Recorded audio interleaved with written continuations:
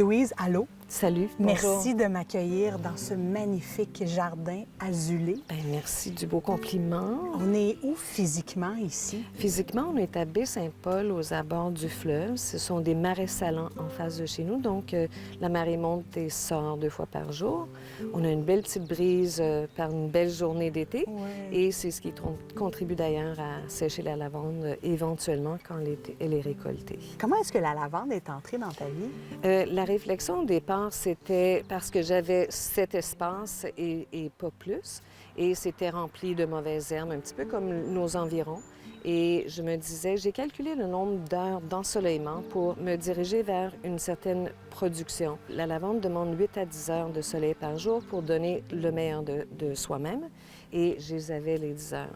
Et comment est-ce qu'on a procédé à partir de ce point-là? C'était un travail de groupe. Mon mari, fiston, les gens qui travaillaient avec et pour moi à l'époque.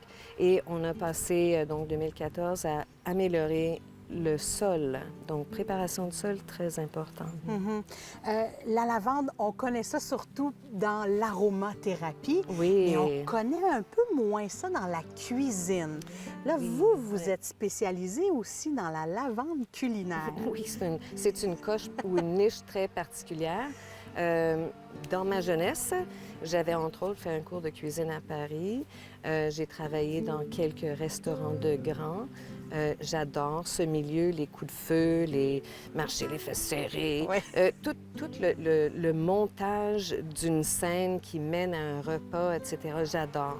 Et côté horticulture, j'aime aussi ce côté anticipatoire où on voit la plante au printemps, puis on espère, on a tout le souhait qu'elle sorte bien et qu'on va l'aider, bien sûr. Ouais. Et c'est pour ça que je voulais mélanger un peu l'horticulture et l'assiette.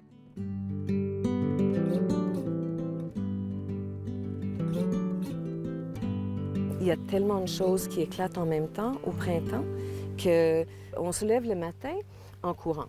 Ouais. Voilà. Et Faut la agerber. journée se termine souvent un vendredi autour d'une bonne bouteille de vin. Il le faut. Et on célèbre la semaine de travail Et on qui célèbre achève. la générosité aussi de Dame Nature et la beauté des produits que vous transformez Oui, à partir de cette de cette lavande petite ici. fleur-là.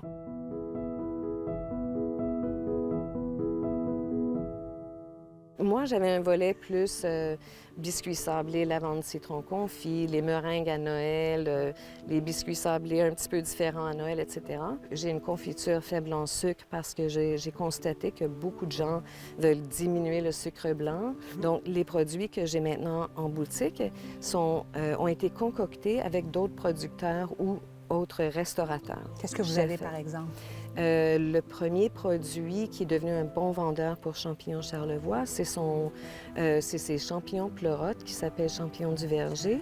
Alléluia! Oui, Dieu merci pour la création de ce produit. Moi, je ne peux plus m'en passer. c'est ça, et c'est comme je suis devenue une pusher de champignons et les gens partent tous avec leur bouteille et le grand Les bons sourire. champignons, cela dit. Et le vinaigre de cidre de pomme, c'est de chez Pedneau, un autre membre de la route, et ainsi de suite. Et je trouve que quand on met tous dans un panier nos savoirs et notre joie de créer des nouvelles choses, à ce moment-là, il en sort des... C'est vraiment miraculeux ce qui peut en sortir. Merci de nous avoir accueillis, Louise. c'est Longue génial. vie à Azulé.